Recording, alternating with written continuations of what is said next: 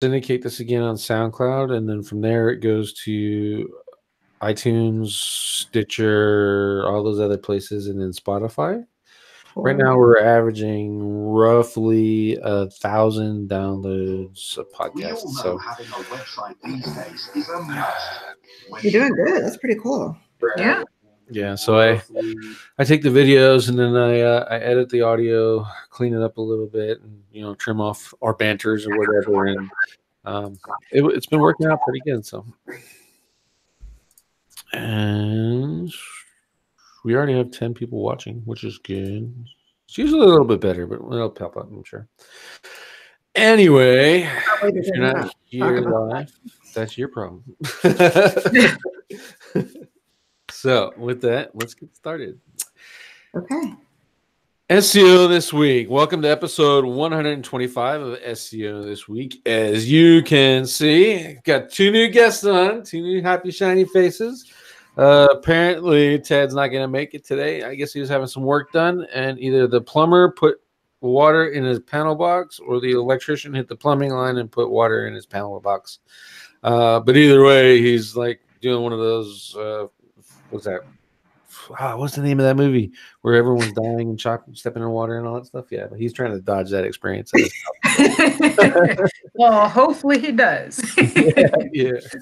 So, how have you guys been this week? It's been an interesting week in SEO. Heck yeah. Every week is an interesting week, isn't it? In SEO. It looks like fun.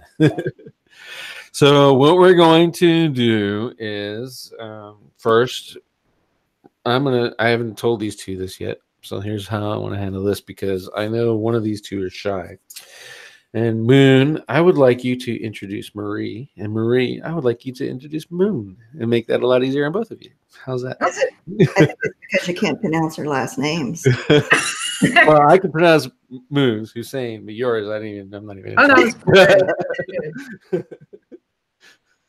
Oh, are you leaving it to me, Marie? Yeah, so you have to introduce me and I introduce you. You can go first? Yes, you go first. All right, guys. So this is Moon Hussain. She's been in the industry over 10 years. We quit counting at 10, I think. Yeah, I think so. Like from now on, it's always going to be 10. Yeah, it's just going to be, we've been in the industry for 10 years, but she is also my partner in crime for Rule Your Rankings. And we talk mostly about on-page. Shocking, I know. But we talk about on-page. So you can go ahead and introduce me. Okay, so guys, this is Marie Ysais, my partner in crime. We run Rule Your Rankings together, like she mentioned, and I think you've been in the industry for what, 11 years now? I think so. Yeah, she has a very tech background too, which is interesting. App development, right? Like you worked with app development teams and something along those lines, and then she fell into SEO and she's really good at it. That's about it. I've known Marie for quite some time, but yes, I never really had this story. How did you two meet? You're like, you're both hating on the same person at the same time. You're like, oh, they're cool, or or you're working on the same project. How'd you guys meet? No, so I've got a really good story. Oh no. So I actually heard about Moon in one of the popular Facebook groups, and I thought she sounded pretty cool. And she was doing some pretty cool things in SEO, so I wanted to kind of hook up and chat with her. So I sent her a friend request on Facebook and then waited a year for her to accept my friend request. I'm not even making that up. So a year later, she accepts the friend request, and then I'm like, oh, wow. And then we ended up just starting to chat. Like, what do you do? What do I do? We kind of started sharing a little bit. And then it ended up, we had the same, the same issues with SEO, the same pros and cons. And somehow we ended up becoming partners. Yes. So I did make Marie wait a good year before I accepted her Facebook friend request. But it's kind of like one of those things, like when I started my Facebook profile, it came from a very personal space, right? So it's a very personal thing for me. and then you have your profession kind of mixing in. So I was just wondering, like, I had been thinking about this for like forever. Hey, should I have a separate, profile for my SEO, for my profession or whatever? But so that was the whole year, and I can't be very choosy and selective about who my friends are. So I think it was a ploy. It was like a ploy or a plan to make me even more interested. Right. But it worked out. So by the time she accepted my friend request, I was like, oh my God, who is this person? Right. So, being selective pays off. Okay. So that's how it all went down. She made me wait a year. Yeah, and also honestly, like around that a couple of years ago, like I got this itch in me where I wanted to connect with other female SEOs, in all honesty, and I think I reached out and we just started talking, and then boom, that was it. Like we shared our stories, and like sometimes you come across a person where the chemistry is just there, like you guys love talking and experimenting or whatever it is. So Marie happens to be that. Yep. So now we have a company, an agency we run together, the group that we run together, and it's been like what, a year and a half since we formed our company? I think officially. Around time, yeah. Yep. And that's how it all went down. Nice. I think that's a good segue. Moon kind of transition to is the beginning or the prefaces of this show was beginning of June. What I was noticing is in the SEO community, and it doesn't take me to the beginning of June. I've noticed it forever, but it was a male-dominated community, and it's a mine is bigger than yours community. Yeah. Thank you for saying it. So we've seen that. And in fact, when we started talking, that's probably what we started talking about first is where are all the women? And it's who can shout the loudest? Mine is bigger than yours. It's just conversations we're never that interested in. And we don't want to get into crazy like social media fights because we find it like we need to pay our bills and do better things. So like we didn't really understand the industry. Like we don't understand it. So when we decided to launch a group, we were coming from that viewpoint and wanted to bring that across to others. Right. Yeah, I think it was a great topic. I got a lot of names. Honestly, I didn't even know half of the people in it. And it's a shame because there's so many hidden gem SEOs out there that because they want to avoid the nature of a lot of the groups that are out there these days, they're not getting the recognition that they deserve, in my opinion.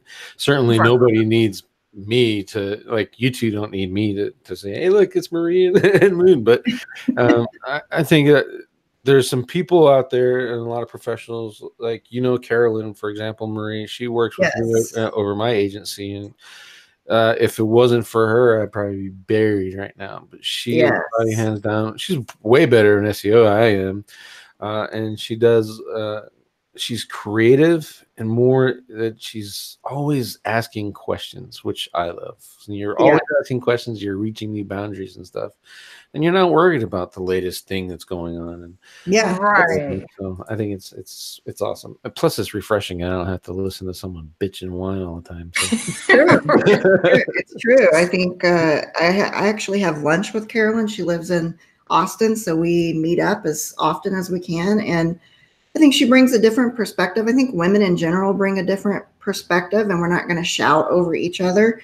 But you're right. We're missing a lot of hidden gems because they don't even want to get into the social media environment that we're in. And so that's kind of why we wanted to change it and have a different type of group so that we're not always shouting over each other and getting into, I don't know, matches of whose is bigger or not bigger. I could care less. Yeah. Right. Like, I don't have the time to sit here and type out, like, 4 pages of an answer to prove I'm right. Like, there's a lot of trolling and this and that goes on. And, you're right in saying it. So I think me and Marie have agreed to just not give that kind of thing our energy. Right. And it's hard sometimes. Actually, it's hard. It's just a male dominated industry, and we can choose to give it that kind of energy or not. So we choose not to. We keep our focus on the better things. Yeah. But I'll be honest with you. I kind of fell into that trap where I was running around. I was calling everyone out. Yeah, yeah, and it's just because it was just, to me, it was a lot of people that are reading something or whatever and talking out of their ass, for lack of a better word, and they needed to be called out. And now right. it seems like it's people, they appreciate that, they appreciate the freshness, but it's also, for me, it's kind of tiresome. And I was along the same lines of you. Like, I have 2 Facebook accounts. My family's on one, and everyone that knows me is on the other. Right. Business wise is on the other one. But if I could do it all over again and I had to start with a fresh account, I wouldn't even. My profile wouldn't have nothing to do with Right. my business, and I probably wouldn't get trapped in a lot of these groups either. That is what it is. Yeah, I think a lot of the groups are toxic if we put that energy into it, or we can just choose what we're going to gain from the groups. And that's kind of the attitude that we took from it. Are a lot of the groups toxic? I think so, if you want to put your energy into it. So I think our standpoint is, like, we don't really want to call anybody out, but that's never really been in our nature either, to call people out. Like, I don't have the energy.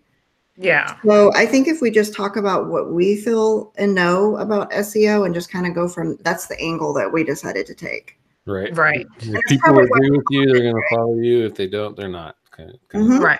approach. Yeah. That works. Me, I have the personality. I'll call someone out in a heartbeat. We're going to stay out of your way, Clint. Clint, don't call us out on the show. Marie does have a side to her. I bet she does. Anyone that can rank a Trello board, she's got a side. All right. So with that, that's a great topic. I like to keep that going if we can. I'm going to try to get Dory friend. I gave her the link. I know she's camera shy, but I want her to come on too. And it'll be a great conversation for all of us to have. With that being said, while Dory's getting the courage, I am going to go ahead and start with the news, if you guys don't mind. And the first one is Search Engine Journal's Roundtable. It's a possible Google search algorithm on the 19th.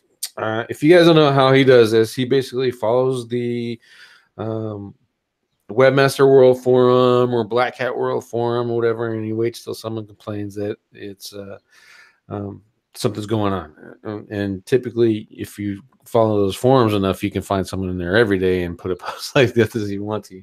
But normally, he's actually right on, because he's matching it now with these things here. My opinion is, and you guys, whether you can agree with me or not, is that the algorithm came out, the algorithm changed on the 8th, was released. And then, like I was telling everyone, sit and wait, don't do anything. Updates will come, and then you'll see what really happened. And I think June 19th was the update. What do you guys think? Yes, I agree. The few sites that we actually track that we saw getting hit actually started to reverse. So we take the same approach where we sit and wait. And most of what we saw, just from what we were tracking, is some of it's starting to reverse. So when you first get hit or things are going crazy, just sit and wait and watch and see if it's even going to stick. Mm-hmm. Yep, that's the same thing I did. So what I did right after it launched, for whatever reason, I just decided, hey, I'm going to do a video on Pop and Cora. This is how to use the tools together, etc. And I made this page. The video is probably 2 or 3 back if you guys want to go back and watch it. What happened was, right off the bat, it was ranking 73. Did some changes and went down to 77. The update came out and went down to 99. At one point, it dropped out of the index. And then yesterday, right on or around the 19th, this happened. I don't check my rankings every day, so I can only say yesterday. But there we are, number 6. Well, 1, 2, 3, 4, 5. Nice. 5. So, and that's just with on-page SEO. Right. Yes. It's like I was telling everyone, don't freak out. If Google messes something up, they're going to fix it for the most part. Yes. A lot of people are still sucking right now because of that update, but sorry, I'm not. Well, if they run out, I know, and if they run out and start making a lot of changes, when the next update rolls out, you're not going to know what really is going on. You're going to start getting lost in some of your changes. Yeah, and I think it's the danger is a lot of people this time actually I was rather impressed. Most of the people that spit out stuff and saying, "Oh, this is what Google changed," actually held back, which I appreciated. But the danger is a change will happen a week later. Oh, go do this, fix all of this stuff, and then Google will update it back, and now you're still down there sucking. When if you had just left it alone, you would have probably been just fine. So exactly, exactly. When in doubt, leave it alone. Yeah, that whole time factor. One thing we can't control, we just go nuts. Yeah, that's one of the benefits of having a lot of clients too, though, right? Because you can safely walk away from a couple of sites and be, okay with that. Very true. Very true. If you only have a few sites and that's how you're earning your income, you're in trouble. Yeah. Yep. All right. The next one. This one's fun. The Wall Street Journal published an article saying that millions of business listings on Google Maps are fake and Google profits. First off, duh. Google is profiting from them. I have a couple issues with this story. If you follow me on social media, I can't open it up because I don't pay Wall Street Journal money. But if you follow me, one of the people that was cited in here sold methods to make Google Maps. And then he agreed to an article. In his defense, the lady, Catherine Blinley, kind of blindsided him. We approached him as it's a SEO article. We just want to learn more about it. And then it turned into, his office smells like cigarettes in the basement. So I don't know exactly what went on there, but apparently at the end of the meeting, the whole interview was rather contentious. So it didn't go well. Yeah, it didn't go.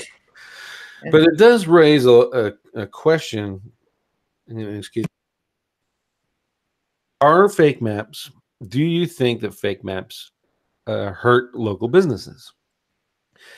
And I asked that coming from a perspective of someone who does lead gen. Maps is probably the number one way to do lead gen, and you're doing lead gen selling those leads to local businesses. Yes. So you're doing all the work, you're taking all the risk, and you're giving the leads to the local business. The downside is the local business doesn't get exposure in the maps as they normally would. Typically because they've been ripped off enough, they don't want to pay for SEO. So yes, or they're paying for one of those other lead providers and not getting great leads. So I think you could argue both ways. Yeah. I mean, is it making it harder for some of them that appeared in the maps before? Probably. Is it creating more competition? Yes. But I think we could argue both ways if it's hurting or helping. I know a lot of the businesses that I personally send leads to or work with already aren't in the maps anyway, and they're paying Home Advisor. Yeah. So I feel like those guys I feel like are being helped because they're not getting a lead that goes to 5 different businesses at the same time. Right.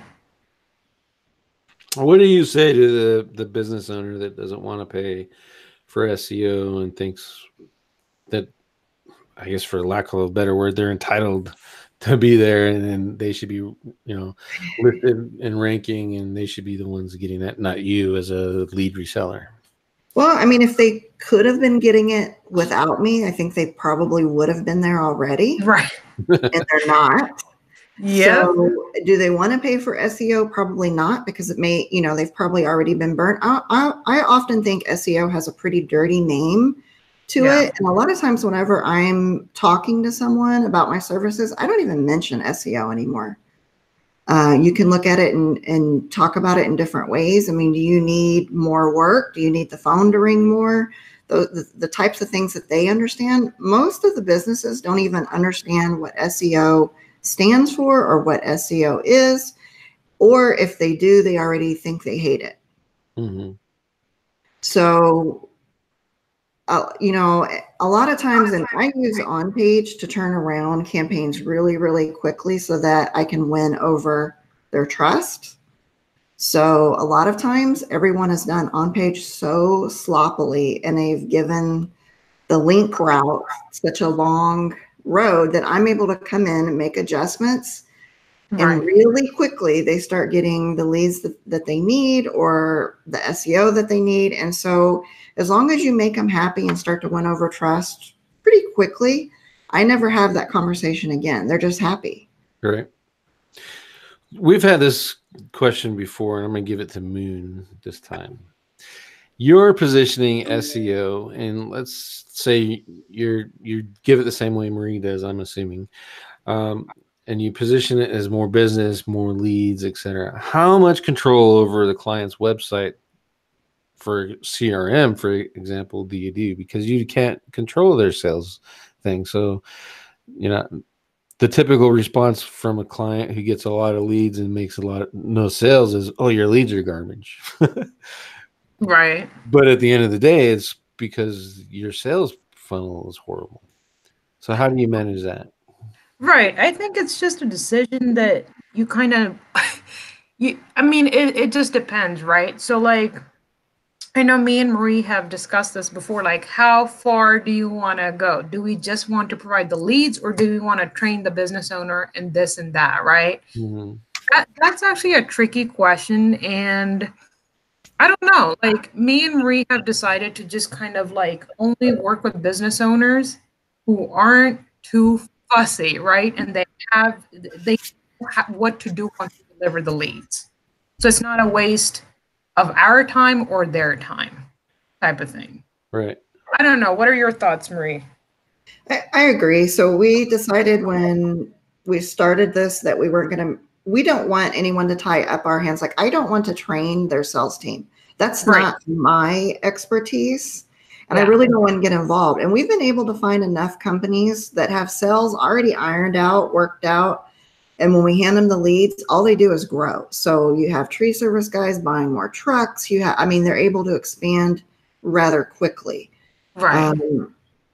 I don't know if we're just super, super lucky, or if we have, when we bring someone in, we ask them some hard questions. If we see them in the beginning failing and saying, "Hey, your leads suck, we hate them," then we know, okay, this isn't the right client for us in particular. We decided to stick with more of the lead and SEO side of things. I really don't want to train sales teams. I really don't. It's just not my cup of tea. Now you have others who provide SEO, train the team, figure out their funnel. Do everything they need to do. And they're more of, all hands-on business. Yeah, I think I was in that boat where I would take anybody. So yeah, I'll rank you. Hey, I'll rank you. And, and I fell into the trap of selling leads versus rankings, which is really what I was providing. Yes. And then if you don't follow your spidey senses and you're just taking on any old client because you're trying to build a business, you can get in a lot of trouble. So I think that smart was. You can't. And I think in the beginning, we all take on everybody and anybody, right? Because we are trying to build a business. And so I think we've hit a lucky or far enough into the business where we've become super selective. So if our spidey senses tell us, no to that particular client, we know to walk away really quickly now. Mm-hmm. Right. But I don't know if everyone can do that in the very beginning when you're trying to pay your bills, right? In the very beginning, I had to take on anybody and everybody too. Yeah, and just kind of put up with it. But You it is do. so refreshing when you get to fire that son of a. Talk to me that way again, buddy. Fired. So back on this maps listing thing, do you find that now that Google is, this is public now, there was, the Joy Hawkins and Mike Blumenthal's, and they were making waves in social media, and everyone was in the White Hat group was, they need to fix it. And Google didn't really, the voice wasn't loud enough. The Wall Street Journal's got a voice, and they're attached to investors. So do you think that when Google reacted into this and setting up stuff like the ability to report listings, the ability to make change to listings, other people's listings, for example, or their automatic settings, do you think they're killing legitimate business maps now? Yes, absolutely. Yep. Legitimate businesses are being harmed. You can kill a listing just by marking it in several different ways. You can instantly kill a business that's been there for 20 years. So is it hurting legit businesses? Absolutely. Yep. Unfortunately, there are some douchebags out there. Yep. There are. I see it all the time. You've got groups surrounded by killing listings. Yep. All right, so next one, how to assess content performance and 5 tools you haven't tried. This is actually pretty good. It kind of goes into your wheelhouse. That's why I selected these articles by anyway. That's a lot of text. Yeah, and one of them is the content gap analysis. And if you guys you want to read this post, there's some other tools that they use and stuff. You can check those out. But this is from, I believe this is one of Ann Smarty's. Yep, this is Ann Smarty's post. And one is content gap analysis. Do you guys do that when you take on a new client? Is that part of your initial assessment? Yes, it is. So a lot of times what we do is check the competitors. We're looking for gaps. We're looking for everything in between. So it is something that we look at. There are content gaps. There's keyword gaps. There's all kinds of gaps that we take a look at. So that looks like a pretty good article. We'll have to take a look at it and see if we're missing out on any tools to help us make it quicker. Yeah. Can you guys offer your definition of content gap? Some people just might not know. Moon, you want to take that one? Well, for us, I mean, we take a look at like the top 3 or 4 search results, right? Like what's ranking in there, look at their content. Like, I mean, there are special on-site factors that we really hone in on, and it starts with meta title, meta description, H1s, H2, H3, you know, the image. And also, what are they missing within the content itself that their competitors have been really good at? So it's taking a look at, and you'll also find keyword gaps that way too. Okay. Right. So it's a bunch of on-site things that we just like, we try to see how we can take this person or this client we're working on and fill it with, you know, the content gaps that are going on, what their competitors have that they're lacking, and how we can do it better. Right. Yeah. So I like it when the competition has a active and effective content marketing. Right. Yes. Because what I do is I just put them into RSS feeds, and they're doing their content marketing plan for me now. I just follow along.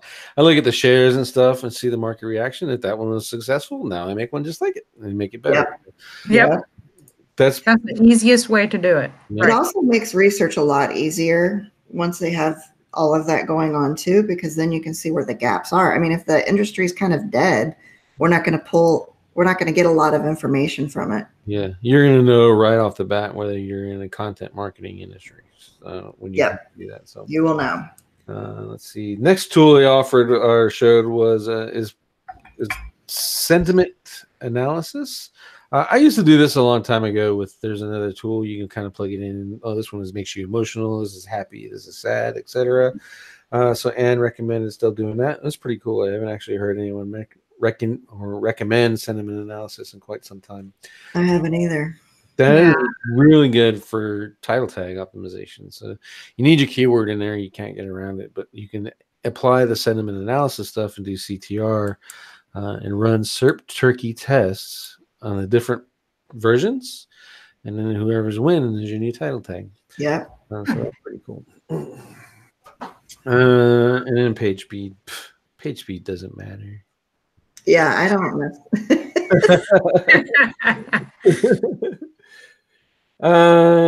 Yeah, it's the 5-second test. It's not too far off. Can you get around? Can you do stuff within 5 seconds? Typically, I use 3.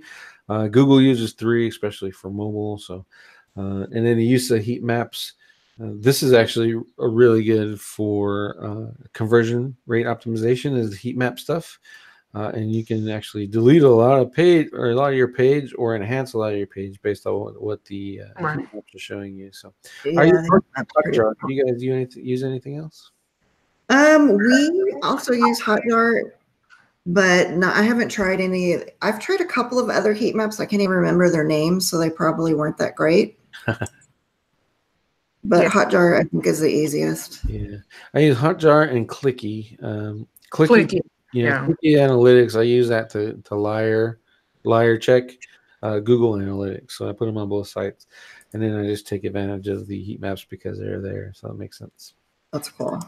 And then she shows how to use this other web analytics tool to kind of follow your funnels along, which is probably useful for you guys. I do it too, but we try to keep everyone within the top of funnel market when we're doing our rankings anyway, so it's a little bit easier for us. But that's that story. Again, Ann Smarty over on the convinceandconvert.com is really good post. She puts out some great stuff. And then 10 crucial mistakes you might be doing. And I thought this is perfect for you guys. Let's see because most of this is all on-page stuff anyway. So unoptimized pages and titles. Titles and meta descriptions. Oh, my Lord. Yep. So either we come across... Not only unoptimized, but how about optimized for the same keyword? Yep. I see that. Either we say keyword stuffing or not optimized at all, but yeah. Right. The new trend is going around is meta descriptions, leaving them blank. What do you think of that? Letting Google figure it out. We could argue it all day long. I don't like to leave it blank myself. We still fill out meta descriptions. We're still worried about click-through rate and that type of thing. If you see Google changing your meta description, which actually we don't see it that often with our sites, but if you're seeing it and you're really concerned about it and you want to leave it blank, check it out, see what's going on. I think a lot of people have a lot of opinions without trying all of the different methods. Yeah. Right. Yeah. For us, we're still filling out meta description. We're still we're still worrying about click-through rate, that type of thing. Right. Yep. So I've tested it and I've left them blank and then I've filled them in. And I found that Google is not as good as everyone says or they think they're going to be.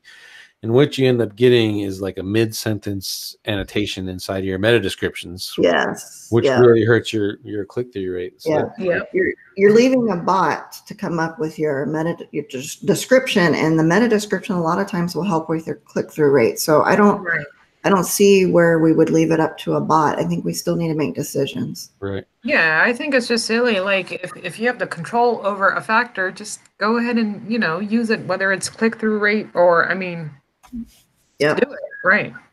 Another thing that was tested, Kyle Roof tested this, is multiple meta descriptions. Have you guys tried that out? We have not tried out multiple meta descriptions. That's interesting. Yeah. Okay.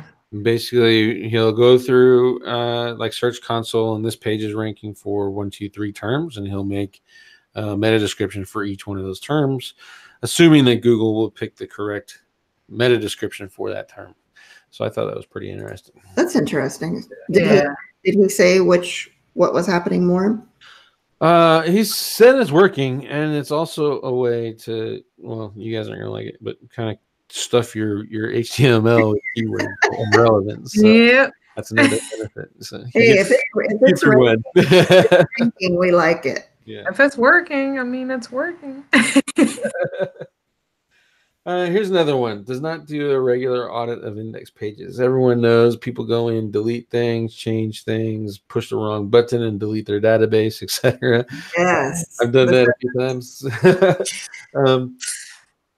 How often are you guys going in and redoing an audit for a client? Do you do it only once a month, or with tools now it's a lot easier though, right? You just with tools it's on autopilot. We use Ahrefs.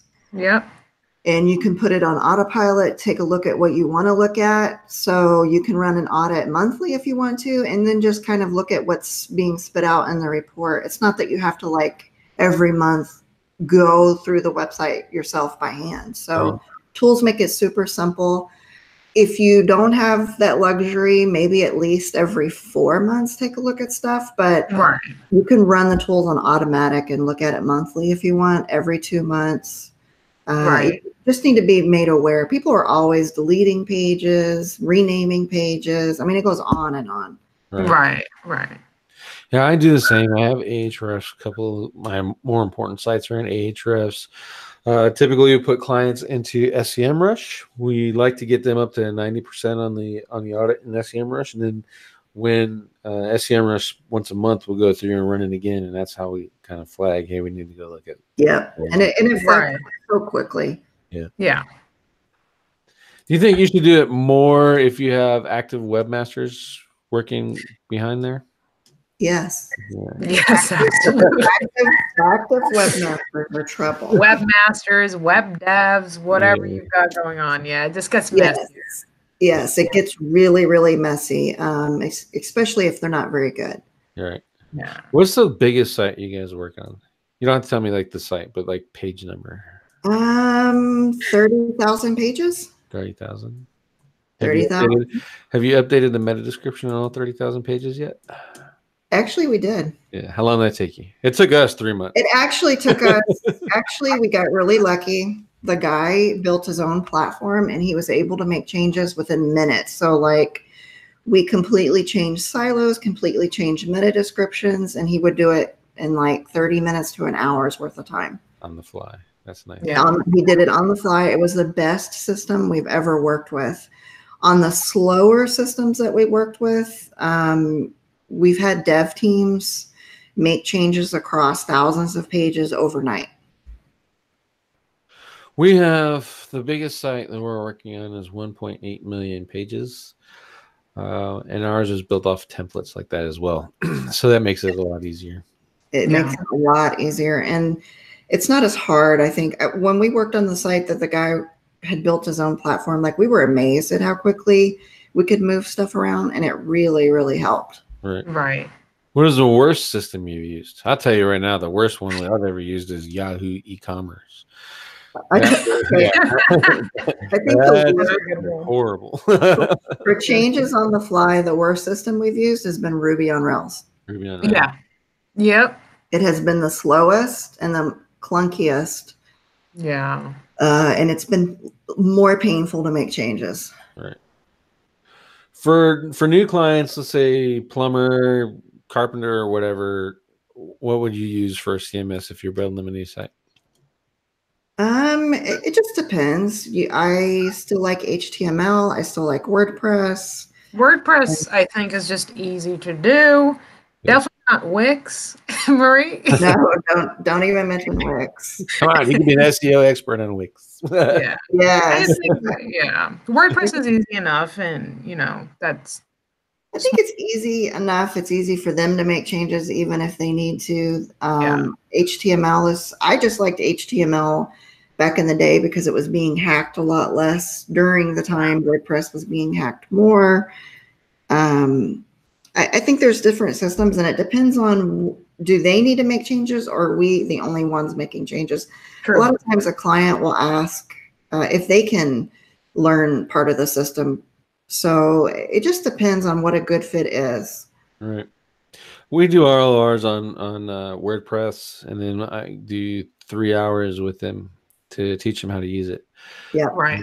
So that it makes it easier, and it kind of gets over the scare, because I know a lot of people are like, "Oh, WordPress is complicated." I'm thinking I'm a big dumb animal, and I figured out WordPress. I think Right. Yeah. Yeah. I think it just takes time. I think WordPress isn't hard at all. So like you said, you can spend a couple of hours with them, maybe even make them a document, and they can get in and make small changes. Okay. Right.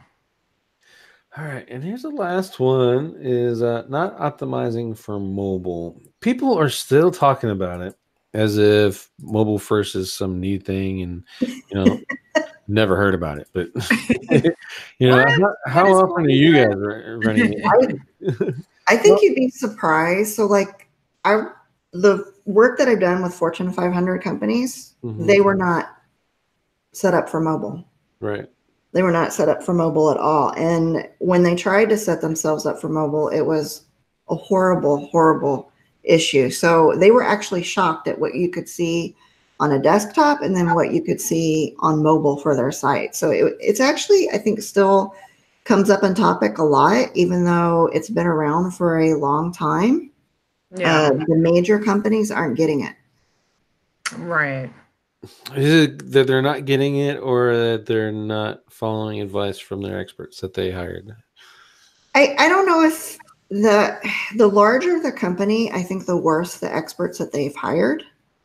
So when I came in with my suggestions, they acted like it was the first time they've ever heard them. And Right. they actually started implementing, and like they wanted to implement, but they also needed help with the implementation. So they have huge teams. You know, you're working Right. with 10 teams across the board type of thing. Right. And it's Yeah. not that they don't want to implement it, it's that they're very, very clunky. So Yeah. if you can get over that gap and help them with that issue, then it goes, they want to implement it. They want to be where they need to be. Right. And the bigger the team is, it seems like there's more communication you have to do. You have to, bridge these gaps. You have to be very clear with the intent. Everything just moves kind of slower with teams. Right. Yes, it does. The larger the company, the more the team. So I think that's the issue. Yeah. I think it's like a key is finding the decision makers. I call them plank holders inside of that organization, and setting yourself up with them. And it makes communication with them a lot easier to implement stuff. Like I do consulting for Dex Media, and we did some stuff with Yellow Pages. You know, they're trying to regain their traction. They're actually coming along pretty nicely right now. That's where the case where we had team heads that we talked to, and then I really pushed my stuff through their on-site SEO guy. And then that made it a lot easier because their team heads were all on board with SEO. They knew they had to do it. The downside is when you're talking about sites that big, it's you can't just go changing things left and right. Yeah, right. And all that stuff's there for a reason. So yes, you have to be careful. You also have to take all of that into consideration. You just don't go in and wipe the slate clean because their on-page sucks. Right. Right. All right, guys and gals, this is the questions time because I run out of questions that I wrote down for Marie. We didn't even get to do cannibalization yet. Yeah. Oh, that's true. Well, Uh-oh. let's Marie's talk about favorite that. topic. And if you guys have any questions for these two in the meantime, just drop them in the chat and we'll run through them all too. So keyword cannibalization. What the heck is it? So keyword cannibalization is when you've confused the bots and they can't figure out which page to display for your keywords. So it flips back and forth. You drop in and out of index. Sometimes you stay in index. It's just a big mess. But Marie, if Google's ranking more than one page, and that's just a good thing, isn't it? Yes. So there's good cannibalization and there's bad cannibalization. It confuses the heck out of people. They Yes, want if you're ranking 1 and 2 steadily and you're not strangling your traffic, then there's nothing to fix. Right. Nothing. Right. Yeah. It's perfectly fine. But we're talking about the cases where you're ranking 5th, and then one day you're ranking 2nd, and then one day you're ranking 23rd, and then one day another page is in 2nd, and then 5th, and then 10th, and it just keeps going back and forth. Right. And you're actually losing traffic from it. You guys have any tips to find out, like, what can someone do right now to find out if their site's a victim of keyword cannibalization? You can check in your Google Search Console really quickly. You can check your pages, check your queries as exact match, and see how many pages you have showing up getting impressions and clicks. Right. If you go on over the terms, you can click on the term itself, the keyword, and then it should list all the pages that are showing up for that keyword. And then Ahrefs is pretty easy to use too. I think I've done a couple videos on it. I don't have everything in front of me, so it's to click on, but Ahrefs. Ahrefs also shows you how many pages are coming in and out of index. If you see multiple colors, there's an issue. Yeah, the prettier it is, the worse it probably is. A lot of times everyone comes to us with cannibalization that is a problem with the same story. I'm just not getting the same amount of traffic that I used to get. I don't know what's happening. My calls have fallen off, or my affiliate site has fallen off. And I'm still ranking when I check, but I don't know what's going on. So they know there's a problem, and they kind of give you part of the story. They just don't know what the issue is. And 99% of the time, we're finding cannibalization. Right. Hannibal Lecter. Coming through. Yeah. I lost audio on Clint. Do you guys ever use Google to identify it quickly? So we do. I didn't hear him at all. Did you, Marie? I think I heard half of it. Okay. Okay. I said, do you guys use Google? Ever use Google, the site operators, to try to find it quickly? Yeah, you can do that. You can put it into SERP book as well. You can do tons of things to find it super quick. So you can put it into the search operator, take a look, see what's going on. Also, if you just check your rankings a couple of times, you'll see the flip back and forth. Right. And that's an Right. indication. For those who don't know, it's site : and then your domain name and then your keyword, and that'll bring it up. If the page you want to be number one for that term is not there, that's a really good indicator that you got issues. Yes. Yes. It's also a good way to figure out related URLs on your page to do internal linking. Yes. Yes. So building your support pages. Don't give it all away, Clint. What are you doing? That's what I do. Stop. So that's pretty cool. I think the biggest issue that leads to it is people are trying to they're trying to provide relevancy around their keyword. That's what we keep coming across. So when we see it and we notice that they're having an issue and we talk about it and we kind of look at the site, they're trying to provide relevancy, and they're doing that by hammering their keywords. So let's take, for instance, roofing contractors in Austin. They continue to talk about the top 5 roofing contractors, how to find the best roofing contractor, what are the most 5 common elements of all the roofing contractors in Austin, and they do it over and over. So without knowing it, they think they're creating relevancy, but they're actually just targeting the same keywords over and over. Right. So they're going to create the same content with the same slug or URL, similar titles, and then they start competing in the search engines. Mm-hmm. Is what Marie's trying to say. So Yeah. they're not building out their silos improperly. Yes, that's exactly what's happening. Okay. So they think by talking about it over and over, they've created relevancy and their site's going to rank higher. Okay. To be fair, that used to work, but it used to work really well. In fact, that's, I think, why a lot of us got hung up on it. yeah, Because it used to work. We used to take first 2 spots, 3 spots, 4 spots with no problem. multiple spots, right? Yeah. And so we're building, and that's why we had some of the updates come through, and now all of a sudden cannibalization. We've been talking about cannibalization for a year and a half, and we have worked on cannibalization issues on sites for a solid year or longer, just working out cannibalization issues. Right. What is the most dramatic effect you've seen from it? I think the most dramatic effect was that the 30,000 page site that could make changes on the fly. He went from earning, I want to say 5,000 to 6,000 a month. I can't remember the exact numbers, but we did a case study on it. And then the most recently, he told me he was earning 20,000 to 25,000 a month off a site. Nice. So it actually dramatically changed the site, and it was all cannibalization. And that's all you guys did was on page. They didn't do any off page stuff on page? No, all we do is on page. For his site, all we did was on page and shifted his numbers that dramatically.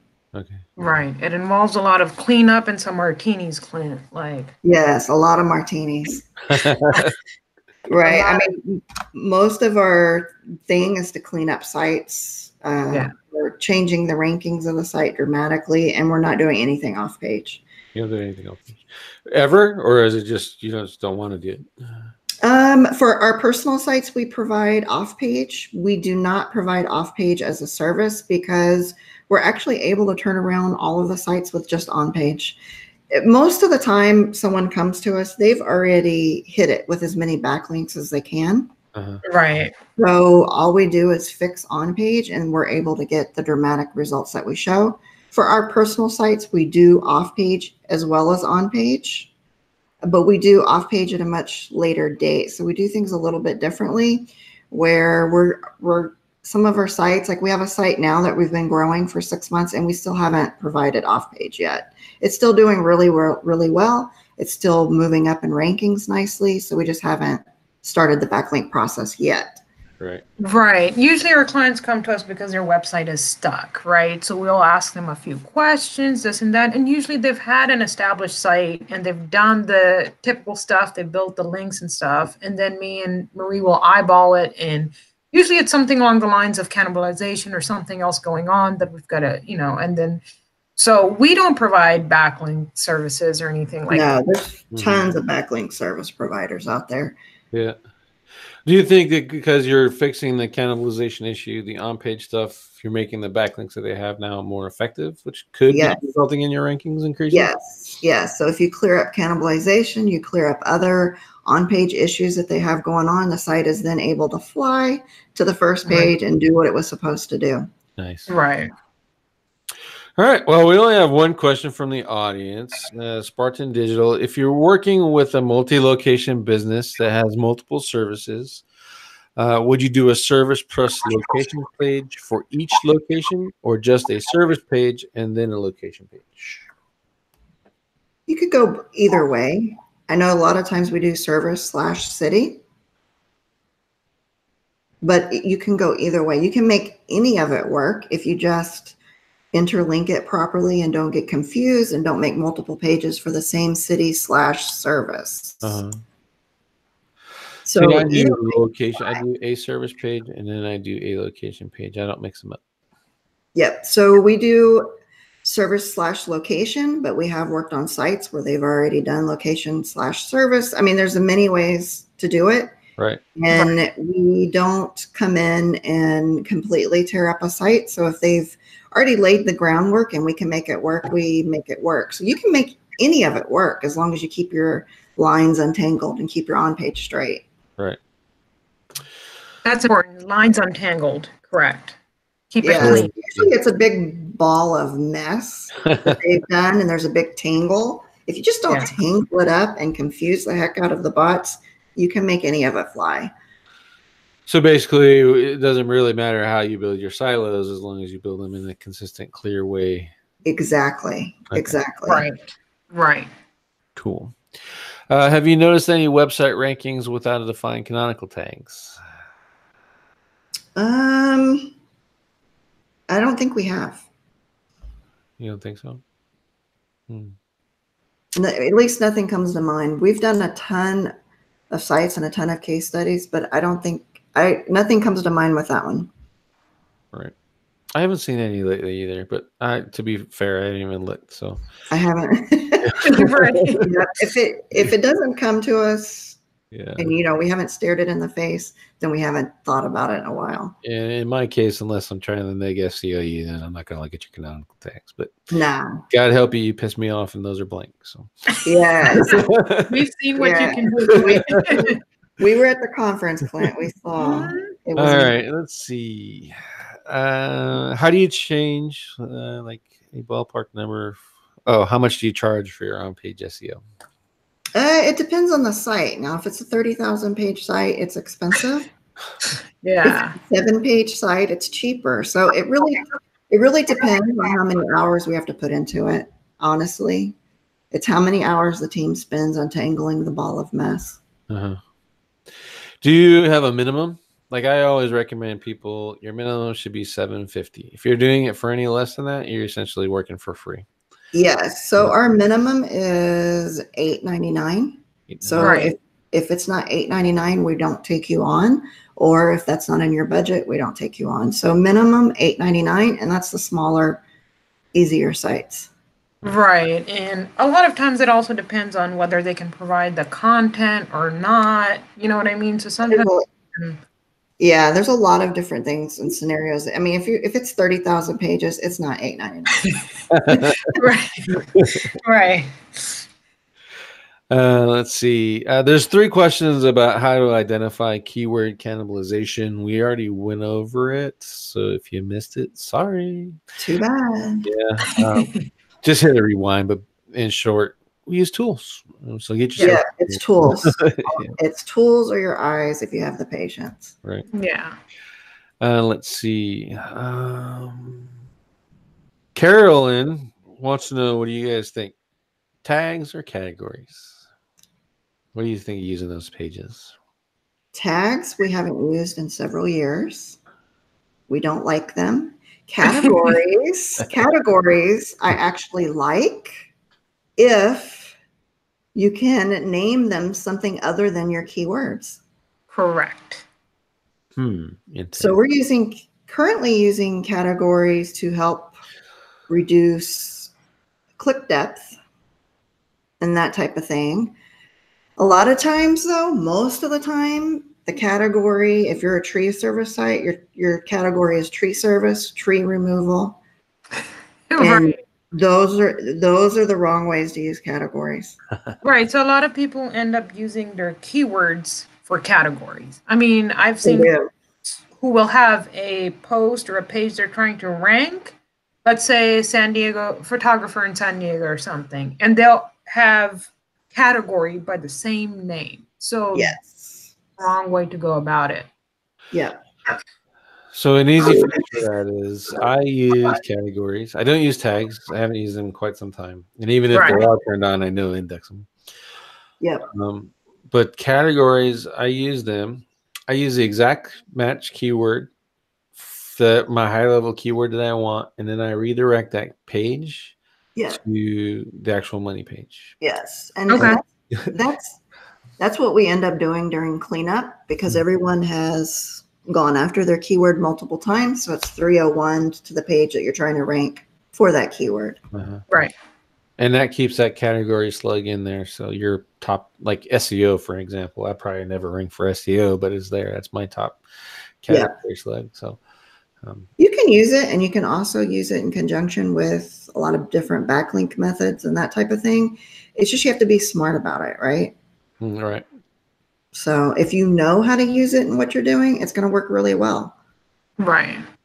Let's see. Last questions, because we're coming at the hour. And people actually ask questions, and we're not talking about backlinks. That's interesting. I know. Well, that's the last 3 shows we talked about backlinks. So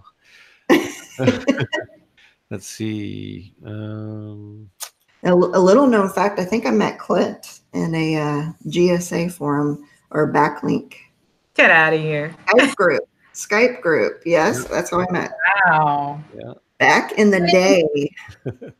How many years ago did you two meet? Like, I don't even know. Like, I don't even know how many years ago that was. Wow. Yeah, it's been quite some time. It's been a while. It's been a minute, Clint. I stopped aging at 25, so I don't know. Oh yeah. I stopped around 28. Oh my God. Let's see. Derek is Wozniak. In case you guys don't know, he does the SEO for cottongrammar.com and a whole bunch of other high-speed stuff. He says he does hybrid categories. There's a lot of big keywords in the category pages that'll rank well. Some static optimized content for the top, and then have the posts under. So that's pretty smart too. Actually, that's the same process I use for e-commerce. Yes. Yeah, that's actually really smart. And so, like we said, you can use categories in a super smart way and rank. Most of the time we see people using categories, they really don't know what they're doing, and they don't even realize that page is going to rank, or they don't even want it to rank. So if you're going to use categories, you really need to get your system nailed out. So are you using it for backlinks? Are you using it to rank? So you can use it and be really smart about it. But for the most part, we're seeing people use categories and they don't even really know what they're doing. Yeah. They really don't. Right.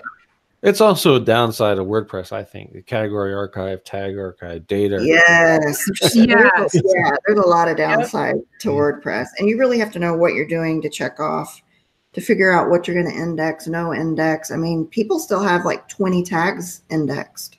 Right. So, and they don't even realize it. Well, I think it was like a year. Well, let's say 2 years ago, they fell out of favor. A year ago, someone said, "Oh, turn them all back on. They're great. They're wonderful." And now they're out of favor again. So it's interesting. It becomes confusing. And if you can't put it into your plan in a super concise, clean manner, you probably don't need to use it. Yeah. So to go back to what Derek said, if you're not going to make those pages unique, then don't bother messing with them. Yeah. Right. I think clarity matters a lot in SEO these days. Clarity, intent. Clear planning and clarity. Yeah. Yes. All right. So guys and gals, that's been an hour. First, I'd like to thank you both for coming on. I really do appreciate it. I know you didn't have Thanks for having us, Clint. Yep. I enjoyed it. It's nice. Refreshing. All right. Bye, Clint. It was fun. We had a great time. We love your show. And I would like to express the opportunity for you guys to tell everyone where they can find you both your course and services if they want to hire you. Oh, cool. Wow. You go, Marie. I don't even know what's here. I don't know how people find us. No, I'm just kidding. So you can find us in Rule Your Rankings on Facebook. A lot of people straight up just message us on Facebook to hire us. It's true. We do business on Facebook. And then for the actual course, it's ryrlevelup.com. Or a lot of times people just message us and say, hey, can you give us a link? Yes. I think I got So we get a lot of Facebook messages, to be honest. But if you're looking for us, we hang out and Rule Your Rankings. Nice. Yes. Okay.